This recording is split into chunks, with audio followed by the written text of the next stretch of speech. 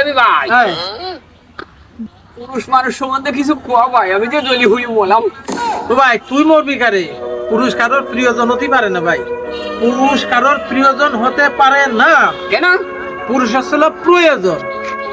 তুই যে গাড়ি চালাস নে, ওইখানে যদি তুই গাড়ি না চালাইস তোরা কিন্তু কেউ ভালোবাসবে না।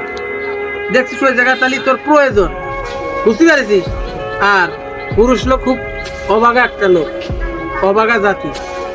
হ্যাঁ, ফ্যামিলিতে যদি 5টা লোক থাকে, এই পুরুষ ওই 5টা মানুষের মুখের হাসি রাখার জন্য, হাসি খুশি রাখার জন্য দিন রাত অক্লান্ত পরিশ্রম করে।